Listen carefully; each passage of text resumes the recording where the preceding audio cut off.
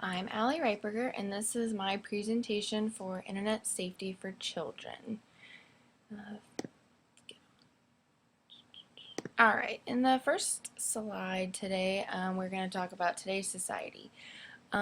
It's just so important for parents and teachers both to talk to their students or children about Internet safety. I think that we live in a world where we are all posting all kinds of things on the Internet, whether they're inappropriate or not. We are putting our lives on the Internet. I just think it's the thing to do today in our society. And so it's really important to talk to students about the dangers of what they can face on the Internet, as well as, the good things that the Internet can do for us. In today's society, in 2013, 83.8% of the United States households reported computer ownership. In recent years, the statistics have continued to increase with the number of device options.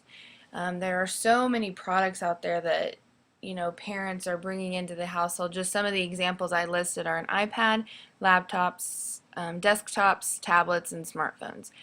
I think it's really easy for a child to get access to any of these kinds of devices because they are so common to have in the household. I think, a lot of people probably have a smartphone. They let their children put apps on their smartphone, and we just need to make sure that we're doing a really good job of monitoring what they're putting on, devices and monitoring their use. Not only do you want to know what your child is doing, but it's really important for you to be an advocate for them and be proactive and to know what your child is doing on any of these devices. They should not be using these devices unsupervised. Alright, and our next slide, just a click away. As of 2014, 71% of online adults use Facebook. This kind of goes back to my introduction of this presentation. Everyone is putting everything on Facebook. People have grown more comfortable sharing everything they do. Everything they do. There's no such thing as privacy anymore. I think we've gotten too comfortable with wanting to share everything that we're doing. Just some examples of what you can do online on social media. Posting.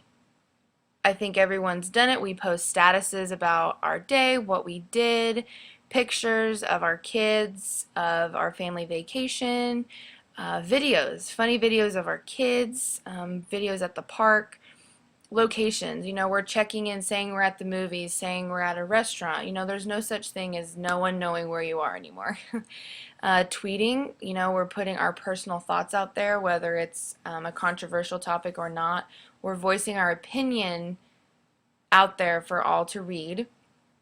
And so it's just really in tagging was the other thing I had listed. Tagging. We're tagging who we're with, what we're doing.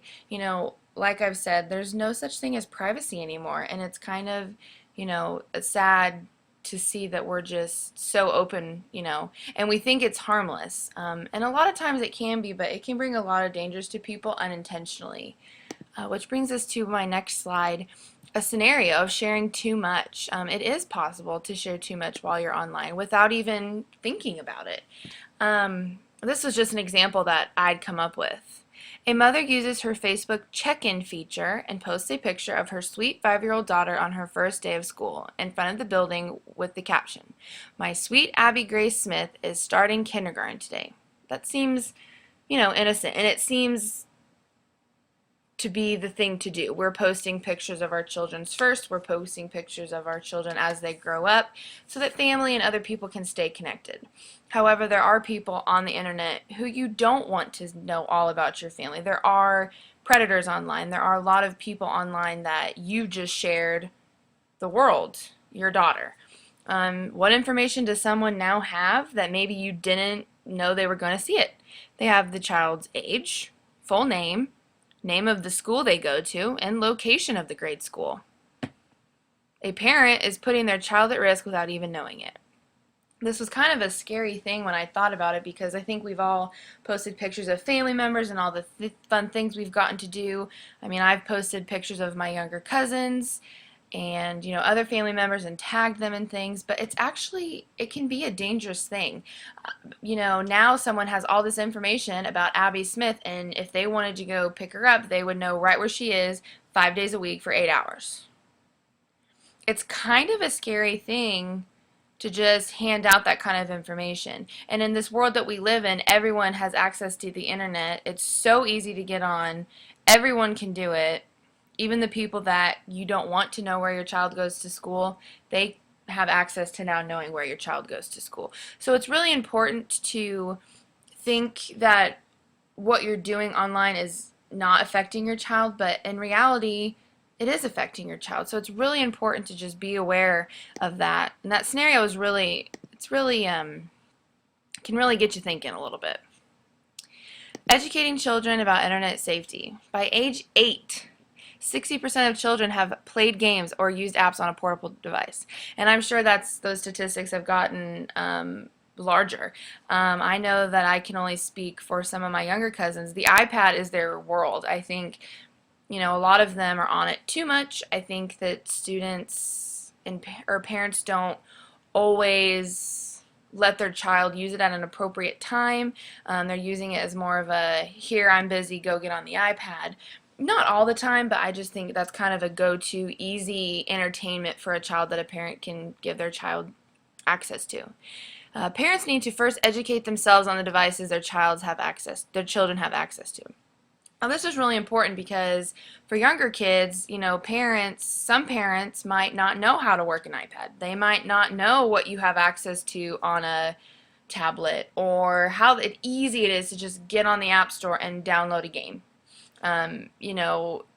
If you don't know what your child has access to, chances are they have access to a lot of things that you probably don't want them to have access to. Limit use of device. I think this is really important. It shouldn't be a device that they can just be on all day, every day, because that's where they're going to get into trouble. Being on a device all day, every day, parents really need to limit their children's screen time. It's just not healthy to just sit in front of a tablet or TV. They need to be getting out, doing things. Limit the accessibility on a device. This is another really major thing that parents can be doing. There are lots of ways. I can speak from Apple products. I have an iPad. There's lots of ways that you can block things on an iPad. For example, set passcodes. Passcodes to even turn on the iPad is always helpful. And not telling your children the passcode is the key there. My cousins always seem to figure out the password on the iPad, but it really is, to even get it turned on, there should be a passcode on it. Once a child gets in it, you need to have a passcode or a passcode to buy any apps or to download any new apps onto the device. That way you know what's on there, and if they want something on there, they have to get your permission. Another great thing, another feature that the iPad has is called guided access, and it is where you can lock your children in a specific app, and they have to stay in there unless they have the password to get out of it, to exit. So it's a really, really neat feature if you only want your children playing a specific game, because that's the one that's age appropriate for them if you have children in different age ranges. And monitoring the device. Monitoring how much they're using, monitoring, what they're doing. That's really easy to do. You can always check the history of apps and their internet use and seeing what sites your children are visiting. Children are now exposed to new technologies at both school and home. That's a really good point. I think children, they spend time at home and at school. Those are the two places they spend the most amount of time. So a parent can only do so much, but a teacher needs to also be involved in internet safety and educating our children. I think it's really, really, really important. And it's something that parents aren't talking to their children about. And it's also something that not all teachers are talking to their kids about. So I think that we could all just come together and do a better job of educating our students. Just some tips for parents. These are just a couple of things that I come up with just for some helpful hints, easy things for parents to be able to do in order to make sure their kids are being safe online. Keep home computer or device in common room of the household. This is pretty easy to do, especially when we used to just have desktop computers because they had to stay in that one place. But now, since everything is portable, you know, the tablet, you're not connected to anything, it's wireless, that can be a little bit more tricky. Not allowing your children to take the iPad into their room late at night or at all. It should just stay in the living room, or it should stay, you know, in the family room. It's just easier to monitor what they're doing if you can keep an eye on them.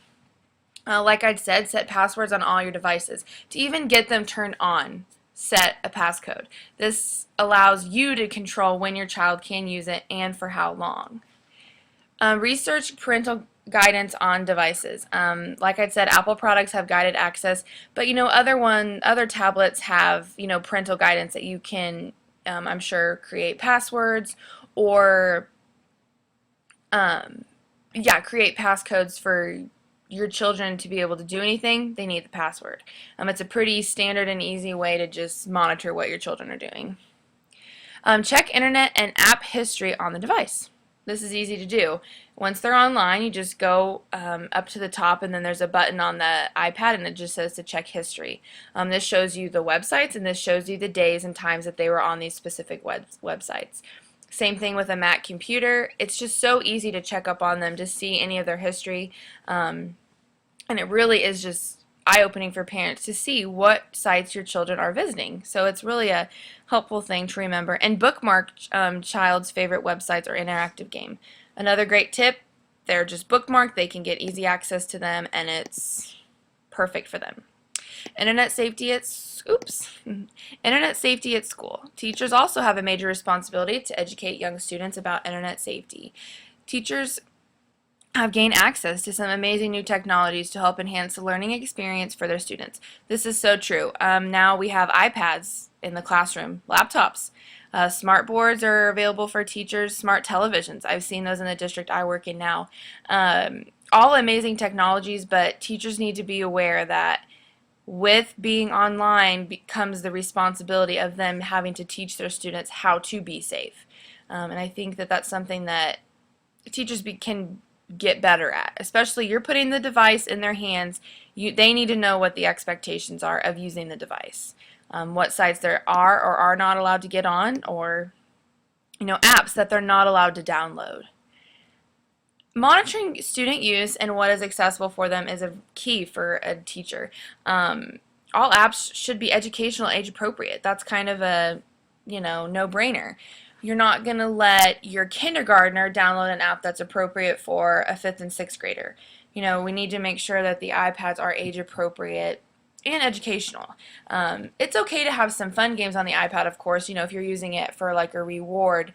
However, educational apps are always a good way to just remain educational. You know, you don't want to put a bunch of fun stuff on there. You want to make sure that the games are educational because they are using them at school.